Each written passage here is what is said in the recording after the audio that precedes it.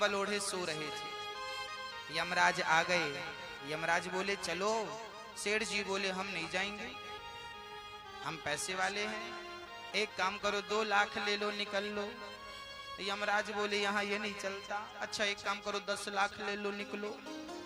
एक काम करो आधी प्रॉपर्टी ले लो। यमराज बोले पूरी भी दोगे तो हम नहीं देंगे तुम्हें समय। सेठ रोने लगा, राम राम राम, हमने तो पत्नी को टाइम दिया नहीं, परिवार को टाइम दिया नहीं, आप आ गए। यमराज बोले जो टाइम दिया था वो तूने धन कमाने में खर्च कर लिया, अब तेरा टाइम खत्म, चल। यमराज के सामने गिड़गिड़ाने लगा सेठ। बोले महाराज ज्यादा मत दो, कम से कम 1 मिनट तो दो। ठीक है भाई ले ले। अब 1 मिनट यमराज जी की तरफ से आपको मिला है। उस 1 मिनट का उसने क्या किया जिसको मिला था? ओ भक्तो हो स्वर्गा से आयो है संदेश, बुलावो आग्यो राम को। पता नहीं ये भजन आप पर कब सत्य हो जाए, कब बुलावा आ जाए, इसलिए ध्यान से सुनना, कब इस भजन की जरूरत आ जाए, कब हमें जरूरत लग जाए। ओ भक्तो स्वर्गा से आयो है संदेश, बुलावो आग्यो राम को। ओ भक्तों स्वर्गा से आयो है संदेश, बुलावो आग्यो राम को। ओ भक्तो स्वर्गा से आयो है संदेश, बुलावो आग्यो राम को। ओ भक्तों स्वर्गा से आयो है संदेश, बुलावो आग्यो राम को। ओ बुलावो आग्यो राम को। हो बुलावो आग्यो राम को।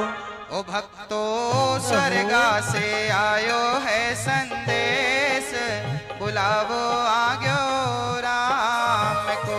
ओ भक्तों स्वर्गा से आयो है संदेश, बुलावो आग्यो राम को। पहला बुलावा किसका? पहला बुलावा आ गया आपके पिताजी का। जिनके पिताजी चले गए हैं वो ध्यान देंगे। आपके पिताजी ने जाते समय आपसे ये कहना चाहा था, नहीं कह पाए तो हमें भेजा है कि आप कह के आओ हमारी ओर से। और जिनके पिताजी हैं आप समझ लेना कि आपके पिता जब जाएंगे तो यही कहकर जाएंगे, सुन लीजिए। 1 मिनट की मोहलत दे दो, करूं बेटा से बात। 1 मिनट की मोहलत दे दो, करूं बेटा से बात। 1 मिनट की मोहलत दे दो, करूं बेटा से बात। 1 मिनट की मोहलत दे दो, कर बेटा से बात। जब पिताजी जाने लगे थे ना आपके, तो उन्होंने यमराज को रोका था। यमराज जी 1 मिनट, मैं अपने बच्चों से 2 बातें कह दूं। अब आपके पिताजी ने जाते समय क्या कहा था आपसे और क्या कहेंगे आपसे, ध्यान देकर सुनिएगा। 1 मिनट की मोहलत दे दो, करूं बेटा से बात। भाई भाई प्रेम से रहना। आप 2 भाई हैं, 3 भाई हैं, 4 भाई हैं, तो आपके पिता की तमन्ना क्या है कि भाई भाई प्रेम से रहना, जाना है सबको उसके पास, बुलावो आग्यो राम को। भाई भाई प्रेम से रहना, जाना है सबको उसके पास, बुलावो आग्यो राम को। ओ बुलावो आग्यो राम को। हो बुलावो आग्यो राम को। ओ भक्तो स्वर्गा से आयो है संदेश, बुलावो आग्यो राम को। ओ भक्तो स्वर्गा से आयो है संदेश, बुलावो आग्यो राम को। आपके पिता की इच्छा क्या है भैया जी? क्या इच्छा है आपके पिता की? कि आप दोनों भाई, तीनों भाई, चारों भाई आपस में, तो आज कसम खाओ कि कभी अपने भाई से झगड़ा नहीं करेंगे। हाथ उठा के जितने मेरे भाई लोग बैठे हैं, यदि आपका भाई है तो कहो कि कभी झगड़ा नहीं करेंगे। नहीं करते आप, अच्छी बात है, आगे भी मोहब्बत बनी। देखिए, चूल्हा बट जाए ठीक है, घर बट जाए ठीक है, घर अलग हो, चूल्हा अलग हो, पर मन अलग नहीं होना चाहिए, दिल अलग नहीं होना चाहिए। आपके पिताजी देख रहे होंगे कि आप कितने प्रेम से हैं और कितना झगड़ा कर रहे हैं। कई लोग ना वैष्णव देवी की यात्रा करने जाते हैं, 14 किलोमीटर की चढ़ाई है भैया जी वहां की। मैं कहा करता हूं कि माता रानी के दर पे जाना, वैष्णव देवी की यात्रा करना, मैहर जाना, मैहर माता का दर्शन करना, केला देवी जाना, केला माता का दर्शन करना।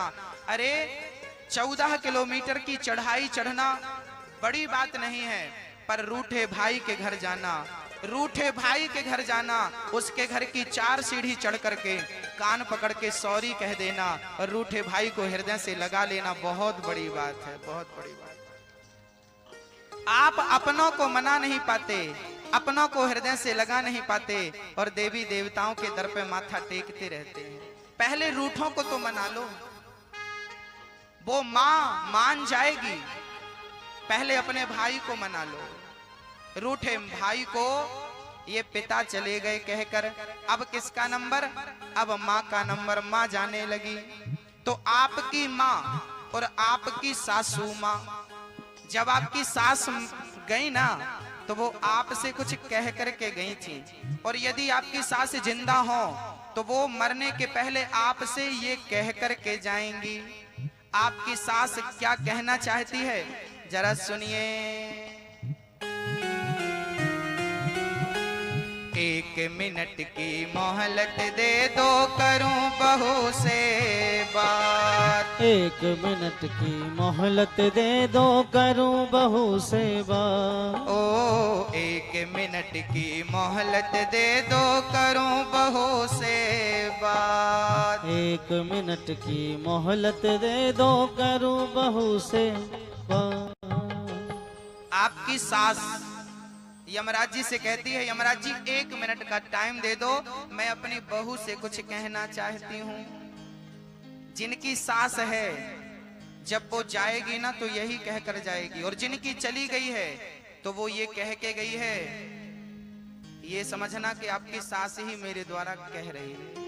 सास कह रही है 1 मिनट की मोहलत दे दो, करूं बहू से बात। मैं तुम्हारो धर्म निभा दी,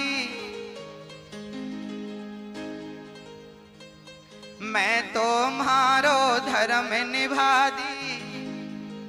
सास कह रही है कि मैंने अपना धर्म निभा दिया। अब किसका नंबर है? अब बहू का नंबर है।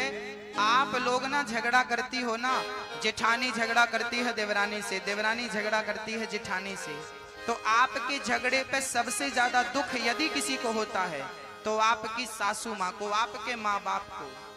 इसलिए प्यार से रहा करो। जेठानी और देवरानी, जब आप घर पे ही 4 लोगों को इकट्ठा नहीं रख सकती हो तो आने वाला जो परिवार आपका बड़ा होगा, आपके बच्चा और आपके बच्चे का बेटा, नाती बहू जो आएगा, आप उसको कैसे बांध के रख पाएंगे?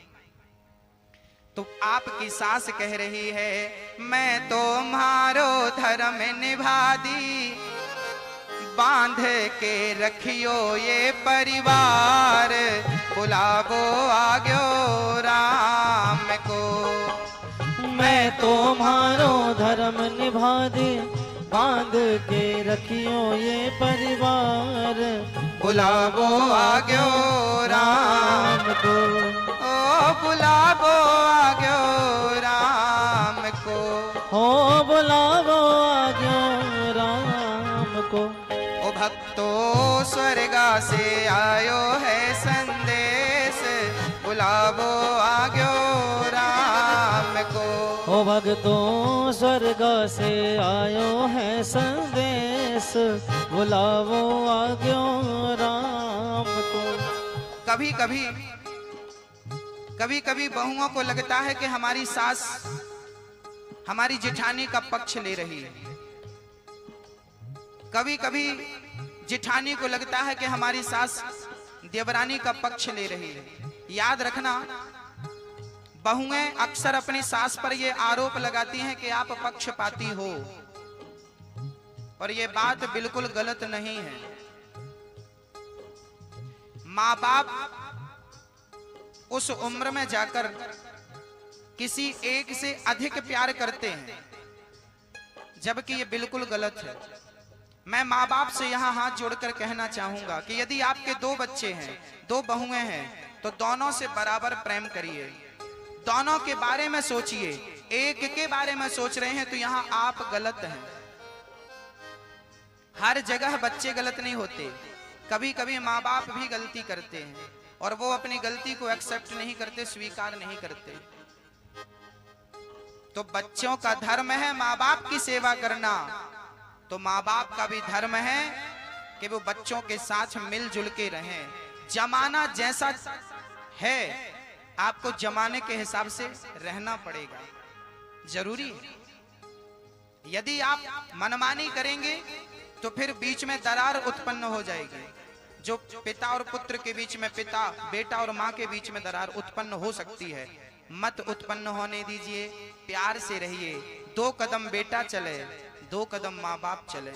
थोड़ा सा बच्चे झुकें, थोड़ा सा माँ बाप झुकें। कुएं पे बाल्टी जब गिरती है ना, तो यदि वो बाल्टी झुके ना तो वो कभी भरती नहीं है, भर कर तो वही आती है जो झुक करके डूबती है। तो बस झुक करके अपने रिश्तों को बचाइए। अकड़ करके खड़े रहेंगे तो रिश्ते टूट जाएंगे।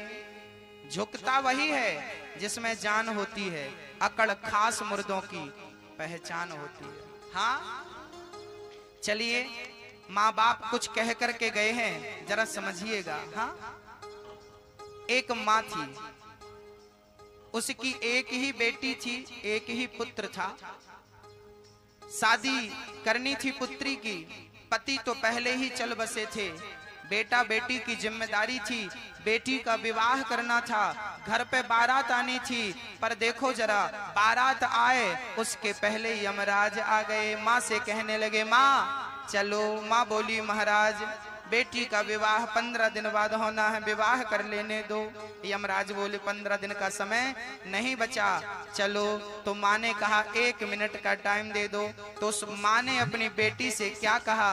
शायद आपकी माँ ने आपसे कहा हो, 1 मिनट की मोहलत दे दो, करूं बेटी से बात। 1 मिनट की मोहलत दे दो, कर बेटी से बात। ओ 1 मिनट की मोहलत दे दो, करूं बेटी से बात। 1 मिनट की मोहलत दे दो, कर बेटी से बात।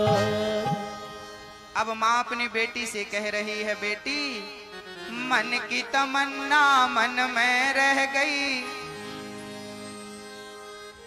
मन की तमन्ना मन में रह गई, बेटा करेगो तेरो ब्याह, बुलावो आग्यो राम को। हो मन की तमन्ना मन में रह गई, बेटा करेगो तेरो ब्याह, बुलावो आग्यो राम को। ओ बुलावो आग्यो राम को, हो बुलावो आग्यो राम को। ओ भक्तो स्वर्ग से आयो है संदेश, बुलावो आग्यो राम को।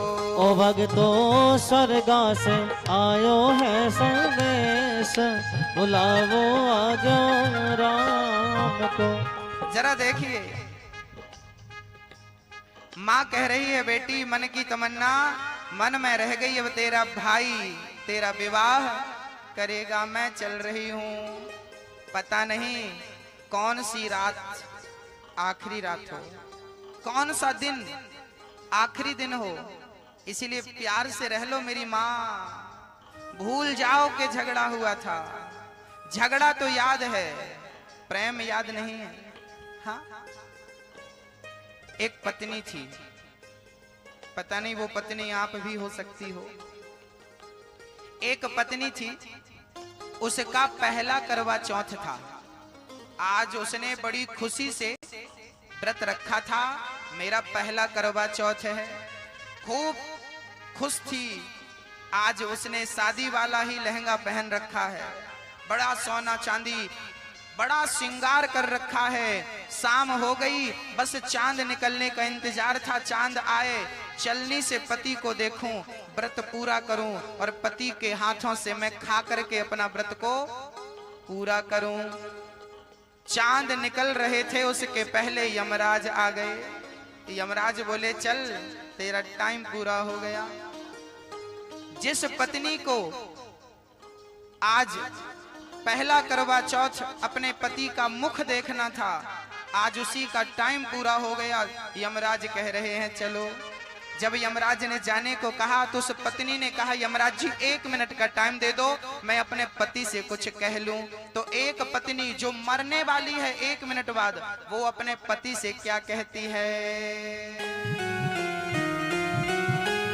1 मिनट की मोहलत दे दो, करूं पति से बात। 1 मिनट की मोहलत दे दो, करूं पति से बात। 1 मिनट की मोहलत दे दो, करूं पति से बात। 1 मिनट की मोहलत दे दो, करूं पति से बात। क्या बात करोगी मैया जी? पता नहीं ये घटना कब किसके साथ घट जाए। 1 ही मिनट, और पति सामने खड़ा है और पत्नी कह रही है, क्या कह रही है? 1 मिनट की मोहलत दे दो, करूं पति से बात। रोली मोली चुनड़ी मेहंदी, रोली मोली चुनड़ी मेहंदी, मोतियन से भर दो मेरी मांग। बुलावो आग्यो राम को। रोली मोली चुनड़ी मेहंदी, मोतियन से भर दो मेरी मांग। बुलावो आग्यो राम को। ओ बुलावो आग्यो राम को। हो बुलावो आग्यो राम को। ओ भक्तो स्वर्गा से आयो है संदेश, बुलावो आग्यो राम को। ओ भक्तों स्वर्गा से आयो है संदेश, बुलावो आग्यो राम को। पत्नी चली गई, पता नहीं कौन कब चला जाए। जब तक समय है मेरी माँ, भैया जी प्यार से रहा करो। हाँ, एक बात समझ लीजिएगा कि जो आपकी पत्नी है ना, वो आपके पैसे की भूखी नहीं है। वो केवल स्त्री जात जो होती है ना, ये सम्मान की भूखी होती है। ये सम्मान की भूखी होती है, ना तो आपकी दौलत की भूखी है, ना तो वो शरीर की भूखी है। केवल सम्मान चाहती है और आपके प्रेम की भूख उसको है। वो प्रेम चाहती, वो चाहती है कि मेरा पति भले पैसा ना दे, भला खर्चा ना दे, पर प्रेम से बात तो करता रहे, प्यार तो करता रहे। यही तो चाहती है।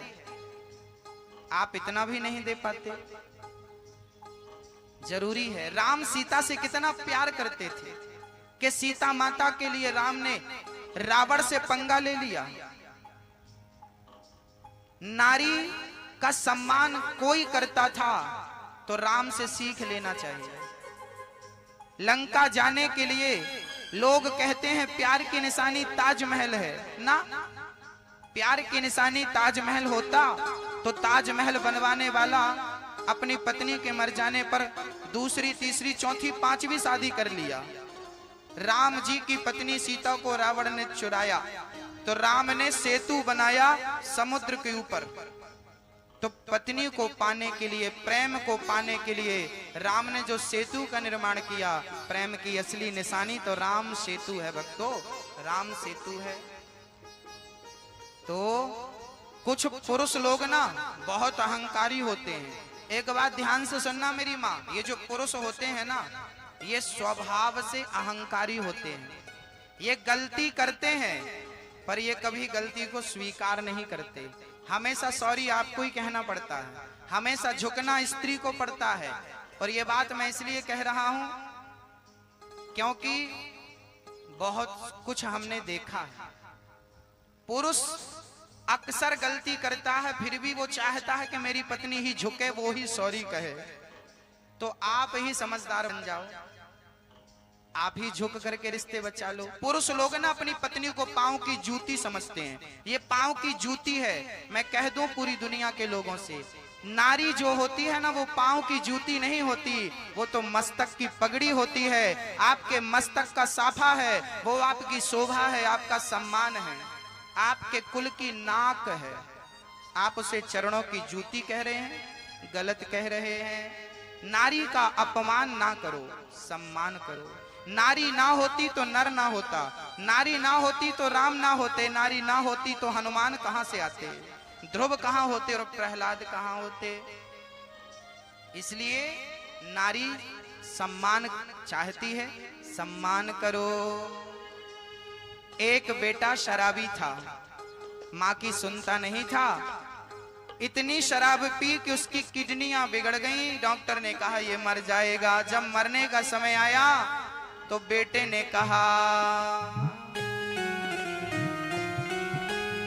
एक मिनट की मोहलत दे दो, करूं माँ बाप से बात। एक मिनट की मोहलत दे दो, करूं माँ बाप से बात। ओ एक मिनट की मोहलत दे दो, करूं माँ बाप से बात। एक मिनट की मोहलत दे दो, करूं माँ बाप से बात। एक बेटा यमराज से कहता है एक मिनट का टाइम दो, मैं अपनी माँ से कुछ कह दूं, पिता से कह दो जल्दी से। बेटा कह रहा है माँ से एक मिनट की मोहलत दे दो, करूं माँ बाप से बात।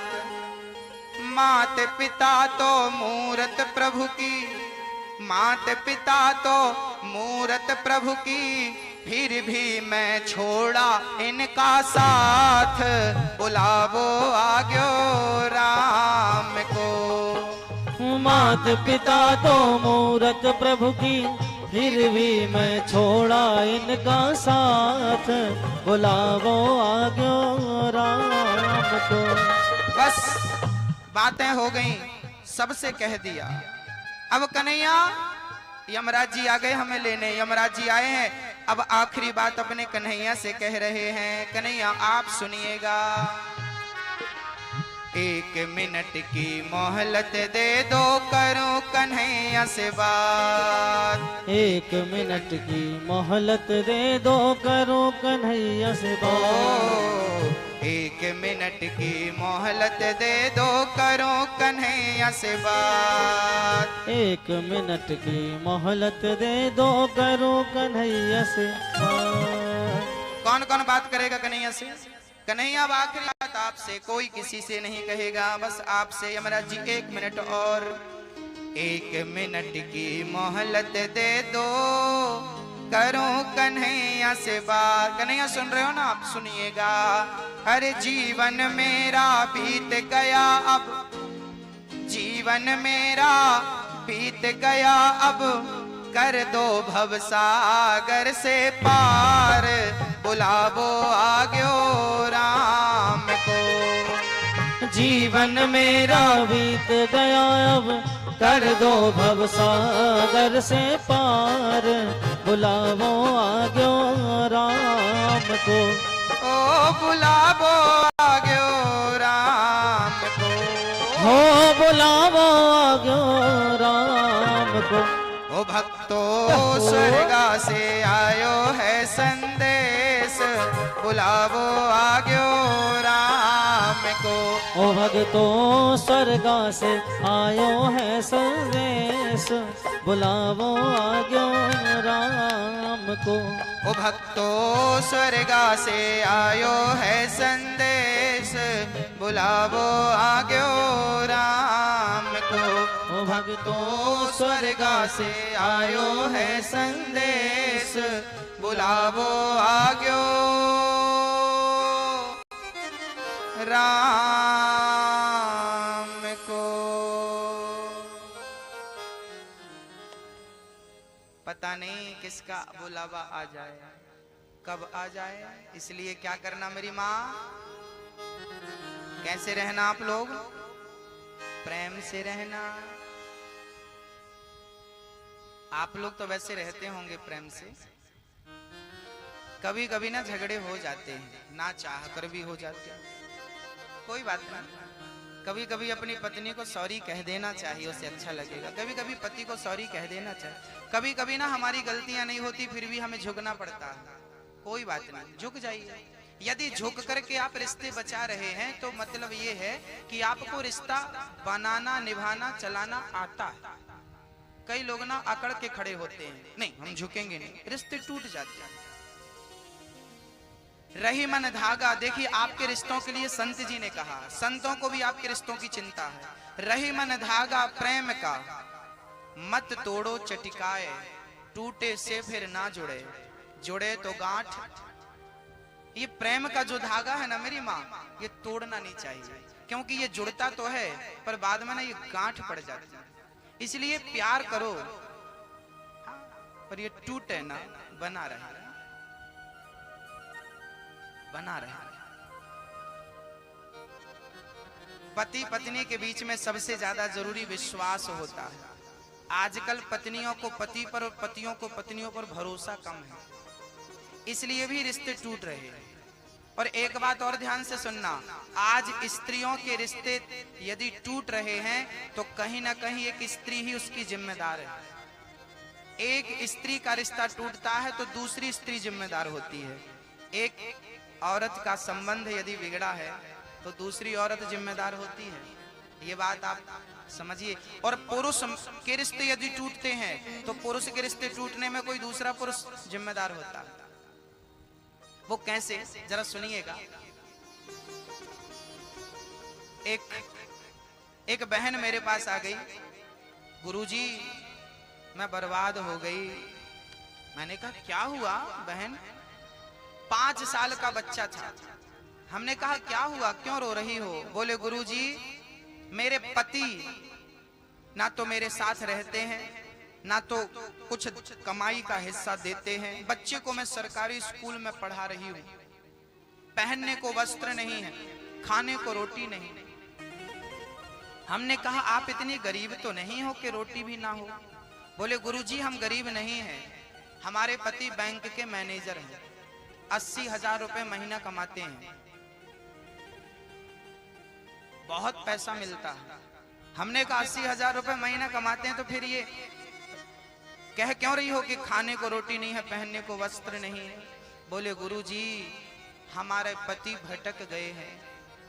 हमने कहा सही कहो, साफ कहो, क्या कहना चाहती हो? बोले हमारी पड़ोसन जो है पता नहीं कौन सा जादू डाला है, हमारे पति को अपने वश में कर लिया। ना पति हमारी तरफ देखता, ना हमें प्रेम करता, ना बच्चे को प्रेम करता, बस वो पड़ोसन के पास ही रहते हैं, सारा धन उसे देते हैं, समय उसे देते हैं, यहाँ तो आते भी नहीं। हम बर्बाद हो गए, क्या करें? ये कहानी एक घरों की नहीं है, हिंदुस्तान में लाखों घरों की कहानी है। ये मुद्दा हमने क्यों उठाया? क्योंकि ये घटनाएं घट रही हैं, लोग जूझ रहे हैं। तो भागवत के माध्यम से हम सबको ही समझाना चाहते हैं। ईश्वर ने हमें भेजा है कि जाओ सबको मार्ग दिखाओ, सबके लिए। वो बहन मेरे पास रोने लगी। मैंने कहा तू आ गई है भगवान के चरणों में, चिंता ना कर, भगवान आपकी सुनेंगे, जाओ। संयोग देखिए कि हम वहां पे कथा कर रहे थे तो उसके पति का जिसके साथ चक्कर था वो स्त्री आज कथा पे आई थी, तो हमने कथा पे सुनाया। हम वही आपको भी सुना रहे हैं कि कई महिलाएं होती हैं ये दूसरों के पति पर ना दौरे डालती हैं। बड़ा ताकती रहती हैं। कोई पैसे वाला मिले तो फंसाएं, फिर उसको लूटें। आजकल ना बहुत बड़ा गिरोह चल रहा है ये, आप समझिएगा। आजकल स्त्रियों का बहुत बड़ा एक नेटवर्क फैला है पूरे भारत में। ये अच्छे खासे पुरुषों को फंसाती हैं अपने झूठे प्रेम के जाल में, और पैसा ऐंठ करके उसको तबाह करके चली जाती हैं। और पुरुष जो होता है समझ नहीं पाता, इसे लगता है कि वाह हमारी पत्नी से सुंदर होना चाहिए बस। इसे तो अपनी पत्नी सबसे गंदी लगती है, बाकी दुनिया की हर महिला अच्छी लगती है उसको, और इसी का लाभ दुनिया की महिलाएं लेती हैं और आप ठगे जाते हैं। पुरुषों की सबसे बड़ी कमी यही है। वो महिला मेरे पास रोने लगी, गुरुजी मेरे पति तबाह हो गया, बर्बाद हो गया, मैं तबाह हो गई, क्या करूं मैं, आत्महत्या कर लूं, फांसी लगा लूं, जहर खा लूं। मैंने कहा ये सब करने की जरूरत नहीं है। भगवान ने ये मानव का तन दिया है, मरने से कोई समस्या का समाधान नहीं होता। मेरी माँ एक बात कान खोल के सुनना, कभी आत्महत्या, ना पुरुष ना स्त्री, में दोनों से कह रहा हूं, कभी आत्महत्या करने का सोचना मत, क्योंकि आपके मर जाने से किसी भी समस्या का समाधान नहीं है। मर जाने का मतलब है आप डर करके भाग गए। डट करके सामना करो। मरना उचित नहीं है, मर जाना बड़ी बात नहीं है। गोली मार लो मर जाएंगे, तो मर जाने से यदि समस्या का समाधान होता है तो ठीक है, हम भी मर जाते हैं, आप भी मर जाओ, क्या होगा ना। मरना उपाय नहीं है। ये जिंदगी अनमोल है, कब मिलती है कब नहीं मिलती। समय का सदुपयोग करो, डट करके सामना करो, मैदान छोड़कर भागो मत, सामना करो उस कष्ट का, उस दुख का। उस महिला को मैंने हिम्मत दी, वो बहन चली गई। हमने कथा पे अक्सर कहा करते हैं, हमने कहा मेरी माँ, आप लोग से कह रहा हूँ जितनी यहाँ मेरी माएँ बैठी हैं, वैसे आप तो बहुत अच्छी माँ हो, जो है मैं उनको कह रहा हूँ। कई स्त्रियां घर बिगाड़ती हैं, किसी का घर मत बिगाड़ना, किसी के हंसते खेलते घर में आग मत लगाना। स्त्री से कह रहा हूँ और पुरुषों से भी कह रहा हूँ, किसी के घर में आग मत लगाना। यदि आपने किसी और की तरफ देखा तो याद रखना कि गड्ढा तैयार है। यदि आपने किसी हंसते खेलते घर में आग लगाई तो ईश्वर देख रहा है, 7 जन्म तक वो आपका घर बसने नहीं देगा। उसके अदालत में जो न्याय है ना, सबसे ऊंचा न्याय है, उससे बड़ा फिर कुछ नहीं। देखिए ईश्वर का न्याय कैसा है, इसकी एक झलक दिखाता हूं। एक वैश्या रहा करती थी एक गांव में। अचानक एक संत आ गए उसी गांव में। गांव के लोगों ने कहा महात्मा जी ये वैश्या ने तो गांव को बदनाम बर्बाद कर रखा है। संत जी बोले चिंता ना करो हम आ गए। संत जी ने अपनी कुटिया बना ली वैश्या के घर के सामने, और सुबह 4 बजे से गौरी शंकर सीताराम, पार्वती शिव सीताराम, हरे राम राम राम का नाम जपने लगे। अब जो भी ग्राहक वैश्या के घर आते वो बाबा की कुटिया में घुस जाते और वो भी कीर्तन भजन करने लगते। करते करते वैश्या का कारोबार तो बिल्कुल ठप्प होने की स्थिति पे आ गया। अब वैश्या को बड़ी गुस्सा आई, क्रोध आया, बाबा ने जब से कुटिया बनाई है मेरा काम ठप्प हो गया। तो वैश्या ने अपने यारों से कहा जाओ और बाबा की कुटिया पे आग लगा दो। वैश्या के यारों ने जाकर बाबा की घास की कुटिया पे आग लगा दी। धू धू करके कुटिया जलने लगी, आग की लपटें उड़ने लगी। उसी क्षण देखना भगवान का न्याय, ईश्वर का न्याय देखना।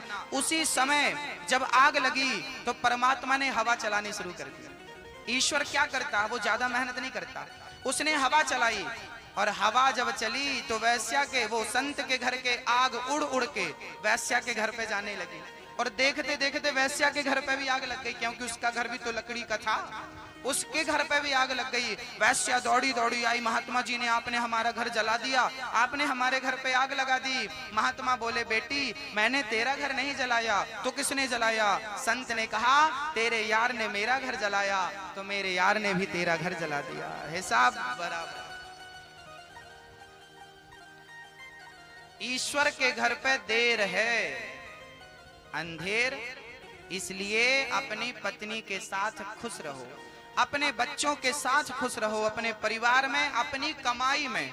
आप 1000 रुपए महीना कमाते हो, 10,000 रुपए महीना कमाते हो, 50,000 महीना जितना कमाते हो, आप अपने में ही खुश रहो। दूसरों का धन हमारे लिए मिट्टी है, दूसरों की स्त्रियां हमारे लिए माँ है, दूसरों की बेटियां हमारे लिए बहन है, दूसरों की बच्चियां हमारी पुत्रियां हैं। बस इस दृष्टि से संसार को देखना चाहिए। माँ बहन और बेटी के नजरिए से दुनिया को देखो। यहाँ जितनी बूढ़ी हमारी माताएं हैं ये सब हमारी माँ हैं, जो हमारी बराबर की हैं ये सब हमारी बहन हैं, और हमसे जो छोटी हैं वो सब हमारी पुत्रियां हैं, बेटियां हैं। ऐसे पुरुषों को स्त्रियों को देखना चाहिए। स्त्रियों को कैसे? बोले आपसे उम्र में बड़ा है तो पिता, बराबर का है तो भाई, छोटा है तो पुत्र। इस दृष्टि से आप देखो मेरी माँ, संसार बुरा नहीं है, संसार को देखने का नजरिया बुरा है। जिस दिन ये नजरिया ठीक कर लोगे ना, संसार अपने आप ठीक हो जाएगा। लोग कहा करते हैं जमाना खराब है, लोग कहते हैं जमाना खराब है। अब मैं आपसे पूछना चाहता हूं कि जमाना आपसे है कि आप जमाने से हो? जमाना आपसे है कि आप जमाने से? हमसे जमाना है कि जमाने से हम? हमसे जमाना है, जमाने से हम। लोग कहते हैं जमाना खराब है। अरे जमाना आपसे तो है, आप अच्छे हो जाएंगे तो जमाना अच्छा हो जाएगा, आप बुरे हैं तो जमाना बुरा। बदलना किसको है? एक सज्जन हमसे कहने लगे महाराज जी हमें लाल रंग पसंद है, पूरे दिल्ली को लाल कर दो, सारे घरों पे लाल रंग पोत दो, सारे वृक्षों को लाल कर दो, सारे लोगों को लाल कर दो, हमें लाल पसंद है। तो बताइए क्या सबको लाल करना संभव है? सब जगह लाल रंग पोतना संभव है? तो फिर क्या करें? बोले संभव है।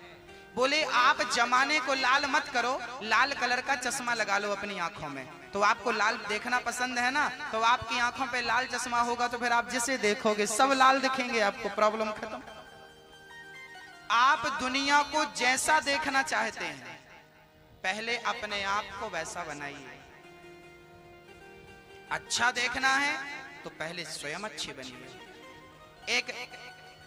एक बालक बालिका आपस में बात कर रहे थे। एक सज्जन निकले, बोले इनका चक्कर चल रहा है। अब बताओ, बाद में पीछे से किसी ने कहा भाई ये बालक बालिका भाई बहन है, कोचिंग करके आ रहे हैं। आज कोई भाई बहन भी सड़क में खड़े होकर वार्तालाप करे तो देखने वाले को यही लगता है कि इनका चक्कर चल रहा है। क्यों? क्योंकि दिमाग में वही चल रहा, वही बैठा। हम जमाने को बदलना तो चाहते हैं बट अपने आप को बदलना, और जमाना तब बदलेगा जब आप बदल जाएंगे, जब आप अपने आप से शुरुआत करेंगे। जमाना कैसा है मत देखिए, आप कैसे हैं ये देखिए। आप अपने आप को मेंटेन करके रखिए, अपनी सोच को अच्छा करिए, जमाना अच्छा हो जाएगा। जमाने से क्या करना, हमें क्या करना?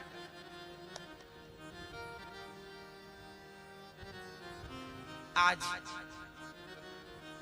हमारे नौजवान भाई बहन ये मार्ग से विचलित हो जा रहे हैं माँ बाप की लापरवाही के कारण। आज आप लोग अपने बच्चों को स्कूल भेजते हैं ना, कॉलेज भेजते हैं ना, बच्चे वहां पढ़ाई कम करते हैं, बिगड़ जाते हैं। आजकल ना छोटे छोटे बच्चों को प्रेम हो जाता है, लव हो जाता है। अभी बहन से ना गोल गोल रोटी बनाना नहीं आता और प्रेम करना आ गया, ये प्यार करने लगे। आजकल आपके बच्चों को ना 10 रुपए कमाना नहीं आया और प्यार करना आ गया। मम्मी हम उस लड़की से प्यार करते हैं, शादी करेंगे उसके साथ। लो ये शादी की चर्चा खुद करने लगे। अभी इनको ना कमाना 2 रुपया नहीं आता। ये हालत है समाज की। एक माँ मेरे पास आई, रोने लगी, बोले मेरी बेटी भागकर शादी कर ली। ये बहुत बहुत गंभीर मुद्दा है। मैं नौजवान भाई बहन से कहता हूं, कभी कभी एक बालक एक बालिका मेरे पास आए और बालक ने हमसे कहा महाराज जी हम इस लड़की से प्रेम करते हैं, शादी करना चाहते हैं। हमने कहा कर लो। बोले महाराज जी मम्मी तैयार नहीं है, बताइए क्या करें। हमने कहा मम्मी तैयार नहीं है तो मत करो। ना ना हम शादी करेंगे, इसी लड़की से करेंगे, नहीं तो हम करेंगे ही नहीं। हमने कहा तो फिर मम्मी का क्या होगा? बोले हम अपनी मम्मी को छोड़ देंगे, छोड़कर दूसरे शहर चले जाएंगे। हमने उस लड़की से कहा बहन देख, जो लड़का अपनी माँ को छोड़ने की बात कर सकता है वो तेरे साथ कितने दिन तक रहेगा, वो कब तक तेरे प्यार को निभाएगा? माँ को छोड़ सकता है तो आपको छोड़ने में कितनी देर लगेगी? जो अपनी माँ का ना हो सका वो किसी बहन बेटी का हो पाएगा। इसलिए हमारी माताएं, हमारी ये जो बहनें हैं ना, मैं इनको सावधान करता हूं कि कोई आपसे कहे कि हम तुमसे प्यार करते हैं ना, तो आज जमाने में ऐसे ही है। आज हमारी बहनें ना बड़ी इमोशनल हो जाती हैं, किसी ने कह दिया कि हम तुमसे प्यार करते हैं ना, तो सोच करके कह देती है कि सेम टू यू। ये गलत है। देखिए, प्यार करने के लिए शास्त्र कहते हैं कि शादी के पहले जो प्यार किया है वो पाप है, और शादी के बाद जो प्यार किया है वो भक्ति है, वो सुख है, वो आनंद है। शादी के पहले नो प्यार। एक छोरा छोरी हमारे पास आए, गुरुजी राधा कृष्ण प्यार करते थे तो हम भी प्यार करते हैं, क्या बुरा है? उन्होंने प्यार किया, हम भी कर रहे हैं। हमने कहा कि राधा कृष्ण के प्यार में और तेरे प्यार में जमीन आसमान का अंतर है। उनका प्यार शुद्ध प्यार था, उनके प्रेम में कोई वासना नहीं थी, जबकि आपके प्रेम में प्रेम कम है, वासना ज्यादा। याद रखना मेरी बहनों, मेरे भाइयों, आप सबसे बोल रहा हूं पूरे देश से, कोई लड़का आपसे कहे कि मैं तुमसे प्यार करता हूं तो ये समझ लेना कि वो आपसे प्यार नहीं करता, आपकी जवानी, आपके शरीर से प्यार करता है। भूख मिट जाएगी, छोड़कर चला जाएगा। इसलिए प्यार के लफड़े में पड़ना ही नहीं चाहिए। प्यार करना है तो ईश्वर से, केवल परमात्मा ही प्रेम के योग्य है। यदि आप भटक गए तो जीवन में मुंह दिखाने के योग्य नहीं रहेंगे। याद रखना, कपड़े पे दाग लग गया तो छूट जाएगा, पर चरित्र पे दाग लगा तो कोई साबुन नहीं बना जो आपके चरित्र के दाग को छुड़ा सके। इसलिए समझदारी से चलिए। आपके जीवन का निर्णय आपको लेना है और अच्छा निर्णय लेना है। कलयुग तो आज उल्टी गंगा बहा रहा है, माता पिता को बेटा ठोकर लगा रहा है। तब एक ही था रावण और एक ही थी सीता, अब हर गली में रावण सीता चुरा रहा है। तब रावण एक था, सीता भी एक थी, अब तो गली गली रावण है। हर दूसरे तीसरे दिन खबर मिलती है फलानी सीता चोरी हो गई। क्या करो? आजकल ना लोग कोर्ट मैरिज करते हैं, लव मैरिज करते हैं। कोर्ट मैरिज करके आप अपना घर बसा लेते हो, अपना जीवन यापन कर लेते हो, पर माँ बाप का ना बसा बसाया घर आप लोग उजाड़ देते हो। जिस गली से माँ बाप निकलते हैं, लोग कहते हैं इसकी बेटी भाग गई, इसका बेटा भाग गया। तो क्या आप अपने माँ बाप को ये दिन दिखाने के लिए जन्म लिए थे? अरे माँ बाप का सिर गर्भ से उठा ना सको तो शर्म से झुकाओ तो मत। हाँ, कोई भी गलत कदम ना उठाएं, स्त्री हो पुरुष हो मर्यादा में रहें, चरित्र का पालन करें। बोलिए भक्त वत्सल भगवान के जय हो। गोपियां कहने लगी, कन्हैया हम आपसे विवाह करना, हम आपसे मिलने आई हैं। कन्हैया बोले, पति की सेवा करना चाहिए, पति ही भगवान होता है। गोपियां बोली, प्रभु एक पत्नी थी, उसका पति परदेश चला गया। पत्नी कहने लगी, मैं आपके बिना कैसे रहूंगी। पति ने एक तस्वीर दे दी, बोले इस तस्वीर के सहारे रहना। अब वो पत्नी रोज फोटो की आरती उतारती, फोटो की सेवा करती।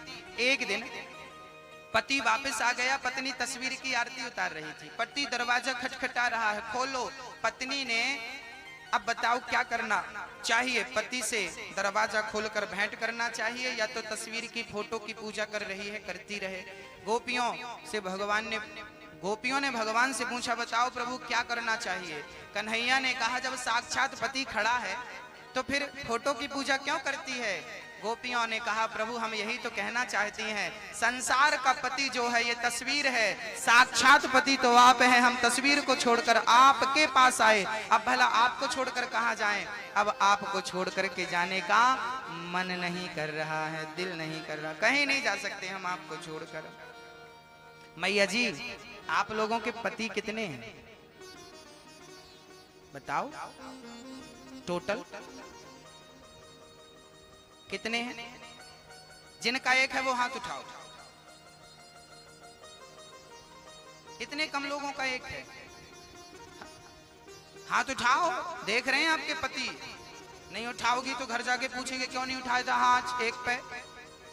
हाँ, एक पति। जिनके दो हैं वो हाथ उठाओ। वैसे पति तो सबके ही दो होते हैं, आप लोगों को ना जानकारी नहीं है, कहो तो दे दो।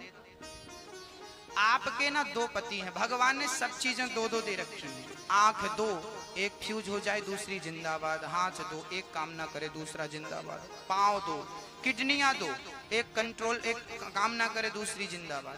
पति भी भगवान ने दो दे रखे हैं।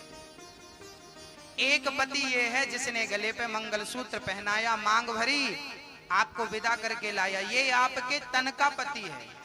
तन का पति है, एक पति और है जिसको आप कहती हो तुम हो एक अगोचर सबके प्राण पति। गाओ, कैसा गाती हो आप? स्वामी सबके प्राण पति, किस विधि मिलहूं दया मैं, तुमको मैं कुमति। ओम जय जगदीश हरे। तो पति कितने हैं?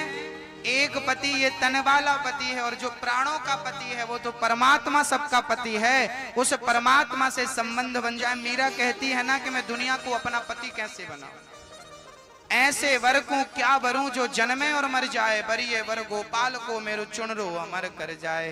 दुनिया के पुरुष को आपने पति नहीं बनाया, मीरा जी ने गोविंद को पति बना लिया।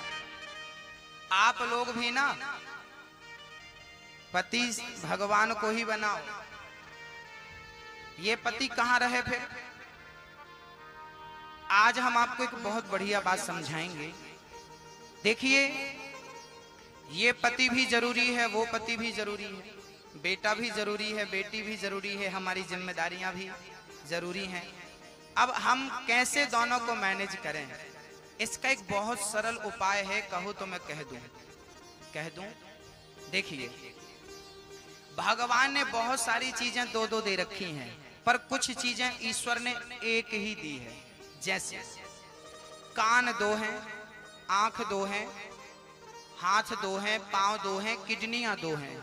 जरा ये बताओ आपके दिल कितने हैं? दिल कितने हैं? जो भगवान अंदर किडनियां दो दे सकता था, तो क्या वो दिल दो नहीं दे सकता था? दिल भी दो दे सकता था, तो भगवान ने दिल एक क्यों दिया? क्या कहना चाहते हैं मेरे कन्हैया? मेरे कन्हैया केवल इतना कहना चाहते हैं कि आपको मैंने दिल दिया है एक, उस दिल में दुनिया वालों को मत बिठाना। जरा बताओ, वो एक दिल किसके लिए है? किसके लिए है? कन्हैया के लिए है। तो आप बताओ कि आपने अपने दिल में किसको बिठा रखा? क्या सचमुच कन्हैया को बिठाया है कि कचरा बिठा रखा है? मैं दादा दादी भैया सी सबसे मैया सबसे पूछ रहा हूं, मैया जी, ओ मैया, किसको बिठा रखा है? देखो, पति को ना दिल पे नहीं बिठाना चाहिए, पत्नी को दिल पे नहीं रखना चाहिए, बेटा बेटी को दिल पे नहीं बिठाना चाहिए। तो महाराज जी फिर कहाँ बिठाएं? नाराज हो जाएगी पत्नी पति। बोले इन सबको ना दिल में नहीं, इनको दिमाग में रखो। कहाँ रखो? दिमाग में रखेंगे तो क्या होगा? एक पत्नी ने अपने पति से कहा, सुनो जरा 2 किलो शक्कर और 1 किलो देसी घी ले आना, घर पे खत्म हो गया है। पति बोला ठीक है ले आऊंगा। पति जब आए, पत्नी ने कहा शक्कर घी कहाँ है? पति बोला ओ आपकी बात दिमाग से निकल गई। कहां से निकल गई? कहां से निकल गई? दिमाग से आपके निकल जाती है। कोई कोई बात आप कहते हैं हमारे तो दिमाग से। हाँ, याद रखना मेरी माँ और मेरे भैया जी, जो बातें दिमाग में होती हैं, जो चीजें दिमाग में होती हैं, वो आसानी से निकल जाती हैं। एक बहू बोली गुरुजी सास ने गाली दी है, और वो गाली तो दिल में लग गई। अब ये जो दिल में लगी है ना, ये कभी निकलने वाली। तो पत्नी को दिमाग में रखो, पति को दिमाग में रखो, परिवार को दिमाग में रखो, गोविंद को अपने दिल में रखो, क्योंकि जो दिमाग में होगा सब निकल जाएगा, दिल में जो रहेगा कभी नहीं निकलेगा। तो कन्हैया कभी ना निकले, इसके लिए उसे कहाँ बिठाओ? अपने दिल में। बाकी सबको ना मरने के पहले सब डिलीट कर देना, पत्नी पति बेटा बेटी फलाना ढिमका सब डिलीट, कुछ ना जाए साथ में, क्योंकि सब जो यहीं रह जाने हैं उनको दिमाग में ले जाके क्या फायदा? दिल में बिठाने से क्या फायदा? हाँ, इसलिए दिल और दिमाग भगवान ने 2 चीजें दे रखी हैं। तो दिल में कैसे बिठाना है मेरी माँ? जोर से बोलो। कन्हैया को कहा? दिल में। और दिमाग में किसको? परिवार को, काम को, धंधे को, बिजनेस को, व्यापार को।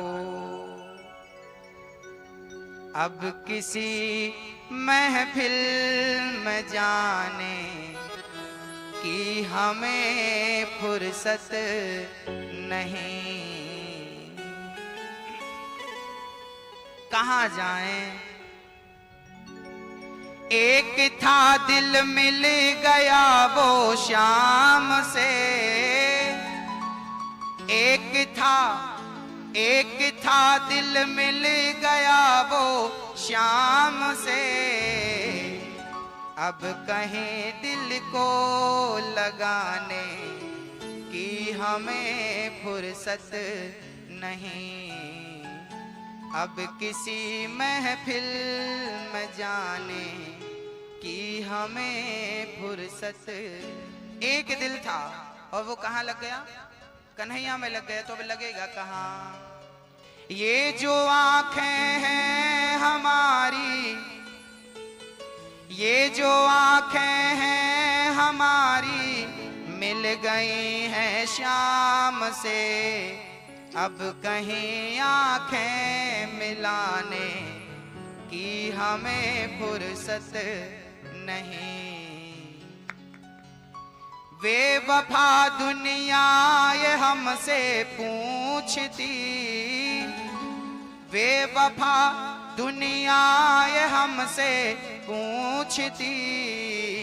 अब किसी को कुछ बताने की हमें फुर्सत नहीं, अब किसी महफिल में जाने की हमें फुर्सत नहीं। मैं जिस दिन भुला दूं तेरा प्यार दिल से, वो दिन आखिरी हो मेरी जिंदगी का। ये आंखें उसी रात हो जाए अंधी। देखिए एक भक्त का भाव है। ये आंखें उसी रात हो जाए अंधी, जो तेरे सिवा देखे सपना किसी का। मैं जिस दिन भुला दूं तेरा प्यार दिल से, वो दिन आखिरी हो मेरी जिंदगी